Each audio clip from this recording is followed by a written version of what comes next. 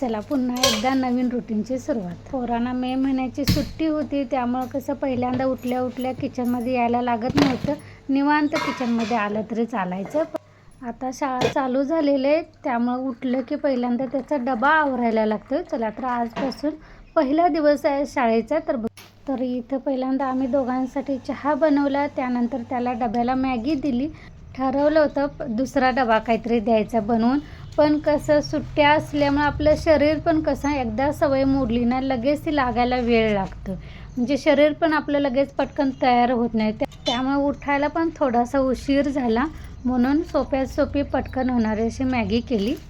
हळूहळू आता ह्या रुटीनची पण सवय होऊन जाईल. तर तो शाळेला गेल्यानंतर इथं मी पहिल्यांदा दारातलं झाडायला घेतलं, कारण एक छोटं कुत्रं येते की नाही, ते इतकं कचरा करते की नाही. बाहेरून कोणाचं दारात चप्पल त्याला दिसून चालत नाही, चप्पल घेऊन येते, ते तोडून टाकायचं. बाकीचं हे स्पंजचे तुकडे किती करून टाकलेले आहेत बघा. सगळं नुकसान, तोडातोडी, मोडामोडीशिवाय त्या कुत्र्याला काही येत नाही. कोणाचं लहानपणापासून आले आणि ते चार्लीच्या मागच असते, आणि किती पण त्याला घालवलं ना जायलाच तयार होत नाही. कारण हे असंच ठेवलं की नाही ही वाळू फरशीला चिकटते, आणि बाहेरून आत आलं की घरात पण सगळं की नाही त्या वाळूचं मातीचं असं शिक्कं उठायला चालू होतात. म्हणून म्हटलं एकदा पाऊस चालू झाला की असं झाडून ठेवलं, स्वच्छ करून ठेवलं की पाऊस पडला तरी पूर्ण सगळं धुवून जाते आणि दार पण आपलं स्वच्छ राहते. त्या कुंड्या वगैरे ठेवलेल्या, तर तिथं पण मी पाणी घालायची, त्यामुळे सगळं त्यातली माती की नाही उडून खाली असायची. ते माती पण खाली असं चिकटून होती पावसामुळं. वाळल्यामुळं ती पण कोरडी झाली, ते पण निघून गेलं सगळं. आणि मध्यंतरी जो पाऊस पडला की नाही त्यामुळे ते माझं भेंडीचं पण एक वेल होतं ते पण वाकलं, आणि हे टोमॅटोचं पण वाकलं, आणि ती काठी पण पडून गेली होती. ती सरळ लावली, कारण छोटे छोटे टोमॅटो लागायला सुरुवात झालेली आहे. म्हटलं एवढं यायचं आणि पीक हातचं जायचं, म्हणून ते सगळं आवरून घेतलं. आता चिमण्या, छोटं छोटं पक्षी पण यायला सुरुवात झालेली असते. तांदूळ वगैरे टाकलं किंवा शिळा भात जरी टाकला की नाही तरी खायला गोळा होतात. हे आता वर तारेवर की नाही सकाळ सकाळी आलेले आहेत. हॅलो नमस्कार, मी प्रतिभा, तुम्हाला सर्वांचं स्वागत करते आपल्या चॅनेलवर. तर आजचा दिवस तुम्हाला खूप छान सुंदर जाऊन तुमच्या मनातील सर्व इच्छा पूर्ण होत. जवळजवळ निम्मी अर्धी माझी घरातली सकाळची कामं झालेली आहेत. म्हणजे घरातलं झाडून झालेलं आहे, दारातलं झालेलं आहे, थोडासा पसारा बाहेर पडलेला की नाही तो आवरत बसले, त्यामुळे बाहेरच थोडा जास्त वेळ झाला. त्यानंतर नीलचा डबा पण झालेला आहे, चहा आमचा झालेला आहे. आता बाकीच्या कामांना सुरुवात करायची. टॉयलेट बाथरूम पण वॉश करून घेतलं आणि त्यानंतर आंघोळ केली, कारण आंघोळीच्या अगोदर ही कामं केली की नाही जरा बरी पडतात, फ्रेश पण वाटतं, नंतर कसं तरी वाटतं. चला आता जेवणाला सुरुवात करूया. त्याच्या अगोदर पहिल्यांदा भात ठेवते एका बाजूला आणि पहिल्यांदा देवपूजा करून घेऊया.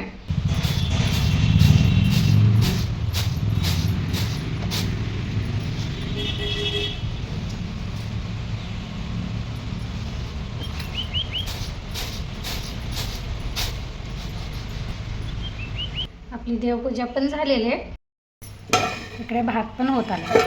ती जपमाळ आणल्यापासून ना पूजा झाल्यानंतर 10-15 मिनिट का असे ना जप करायला होता ना एवढं शांत वाटते की नाही.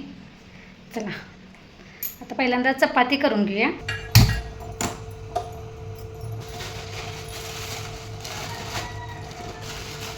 तर चपाती सगळ्या झाल्यानंतर त्याच तव्यामध्ये मी गोलमा भाजायला घेतला होता, कारण बऱ्याच दिवसांनी आज गोलमा दारात विकायला आला होता. थोडंसं ऊन पडल्यामुळे एक आजी आली होती, तर तिच्याकडून मी घेतलेलं. आधीमध्ये जर भाजीला काय नसेल तर गोलमा करायला बरं पडतं, आणि पावसाळ्यात थोडंसं भाकरीसोबत पण चवीला लागतं. यासाठी किती जरी ओटा पुसला ना तरी काही ना काहीतरी करताना चपात्या केल्या तर पीठ सांडते, असं काहीतरी भाजायला लागलं की ते थोडंसं गॅसवर सांडूनच राहतं, आणि ते तसंच ठेवलं की नाही आपल्याला काम करायला पण होत नाही.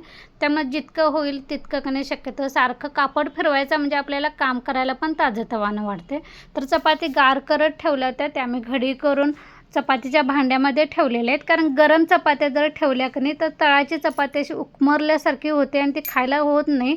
त्यामुळे शक्यतो गार करायचे, त्यानंतर चपातीच्या भांड्यामध्ये ठेवून द्यायचं.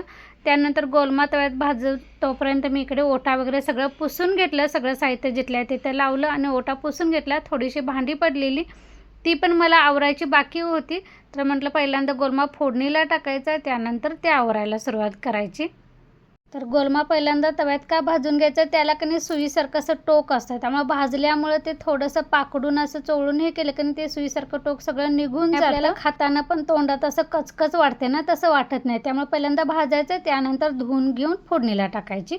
तर इथं गोलमा मी फोडणीला दिलेलं आहे, आणि इथं आता भांडी आवरायला घेतलेली आहेत. हे सकाळची कामं आवरतोपर्यंत नील शाळेतून आला, पण त्याची शाळा सुटली पण 12:30ला सुटते.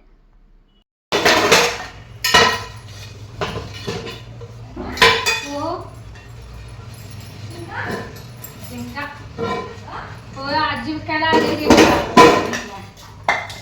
तर इथं माझा हा ॲल्युमिनियमचा पोळपट आहे ना, हा पावसाळ्यात इतकं बरा पडतं, कारण आपल्या लाकडाचं जो पोळपट लाटणं असतं ते किती जरी आपण पावसाळ्यात रोज जरी ते धुतलं की नाही तरी ते असं बुरशी आल्यासारखं दिसतं आणि ते वाळत नाही. त्यामुळे की नाही ॲल्युमिनियमचा पोळपट बरा पडतो. प्रत्येक वेळी वापरलं की घासून धुवून ठेवलं तरी स्वच्छ राहतो. ह्या पोळपटावर पहिल्यांदा चपाती करायला जमत नाही, मला पण येत नव्हतं, सारखं असं चिकटायचं. आता जरा सवय झाल्यामुळे एवढं काय वाटत नाही. तुम्हाला जर सवय नसेल ना तर ॲल्युमिनियमचं एक पोळपट घ्यायचं पावसाळ्यापुरतं आणि लाकडी पोळपट असतं ते उन्हाळ्यापुरतं वापरलं तरी चालेल. सकाळपासून भांड्याचा हा माझा दुसरा फेर, तरी मी थोडीशी पडली की लगेच घासते, त्यामुळे एवढं लोड येत नाही. एकदम जर घासायचं म्हटलं की नाही ते बघूनच गराडा नको नको वाटते. आणि घरात मुलं असली की काय ना काहीतरी बनवायला होते, त्यामुळे भांडी जास्त पडतात. इथं माझी आमटी पण झाली होती म्हणून मी गॅस बंद केलेला आहे. एकीकडे गोलमा शिजत टाकलेला आहे. गोलमाची जर रेसिपी तुम्हाला बघायची असेल, फक्त कोल्हापुरी चटणी टाकून गोलमा झणझणीत केलेला आहे. तर मी शॉर्ट व्हिडिओ उद्या टाकेन, तर नक्की बघा. सकाळी 10 वाजता येते माझा शॉर्ट व्हिडिओ. तर भांडी सगळी घासून घेतल्यानंतर मी ओटा पण अर्ध्याच्या पुढं धुवून घेतला पाण्यानं आणि अर्ध्यापर्यंत पुसून घेतला होता. अजून एकदा शेवटचा हात एकदा फिरवायचा आहे. ते सगळं झालं की नाही मग फिरवून घेईन, म्हणजे माझी सगळी कामं झालीत. कपडे मशीनला लावलेले आहेत, अजून मशीन व्हायचं आहे पूर्ण. फरशा पुसायच्या बाकी आहेत, त्या मी 4 किंवा 5च्या दरम्यान पुसून घेईन. इथं मला पहिल्यांदा नीलला जेवायला वाढून चार्लीला पण घालायचं आहे. त्याला त्या गोळ्या आणल्या होत्या, तो काय खात नाही, त्यामुळे एक लिक्विड आणलेलं आहे. ते ब्रेडच्या किंवा बनपावच्या मध्ये घालून घालायला सांगितले, पण एकदाच खाल्ला, दुसऱ्या वेळी काय त्यानं खाल्लेला नाही आहे. तर त्याला मला आता दुधातून परत एकदा ट्राय करून बघायला पाहिजे. तर इथं मग आपला गोलमा शिजत आलेला आहे. थोडंसं पाणी ते संपू दे, तोपर्यंत आपण जे गोलमा भाजून सुपात टाकला होता ना पाकडायला, तर ते सूप पण मला घासून बाहेर उन्हात ठेवून देऊया. कारण कसं उपवासाचा तांदूळ वगैरे भात नैवेद्याचा करायचा असतो, त्यावेळी तांदूळ निवडायला त्या सुपातून लागते. म्हणून असं थोडंसं नॉनव्हेजचं काहीतरी पाकडलं वगैरे तर घासून धुवून ठेवते मग उन्हात, म्हणजे परतच्या वेळी वापरायला आपल्याला बरं पडतं.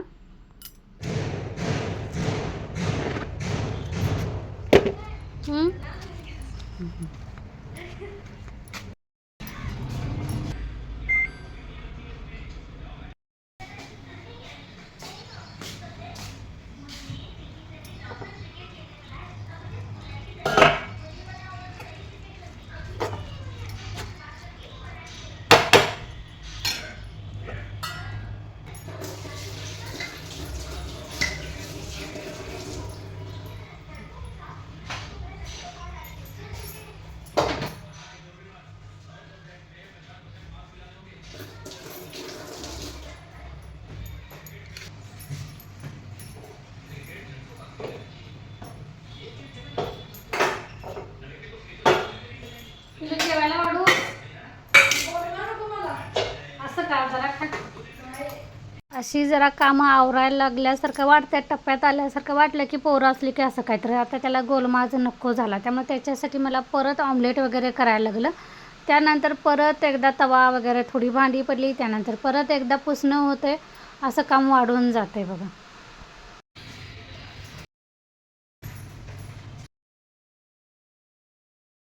चला आता सगळी माझी सकाळची कामं आवरलेली आहेत. यासोबतच आता ब्लॉग पण इथेच बंद करूया. पुन्हा भेटू नवीन ब्लॉगमध्ये. तोपर्यंत धन्यवाद.